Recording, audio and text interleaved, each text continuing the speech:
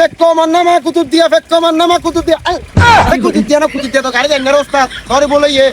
কুতুব দিয়া মান্নামা মান্নামা মান্নামা ফেক্কো ফেক্কো ফেক্কো ফেক্কো ফেক্কো আইयो আইयो आइयो आइयो आइयो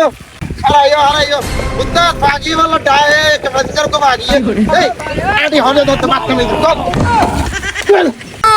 तो क्या ना चाहिए यार এদুন টিয়া দি গাড়ি লই দি কথা কোন তো না বদ্দা এদুন টিয়া দি গাড়ি লই দি তোরা না চললে সরিবে হলে বয় বয় না হান্দি না বয় বয় বয় এই বেক্কো কুতুব দিয়া মান্নামা বেক্কো কুতুব দিয়া মান্নামা এ উস্তাদ মনকে ভাগি হালকা করে বেরেক এই ভাই কি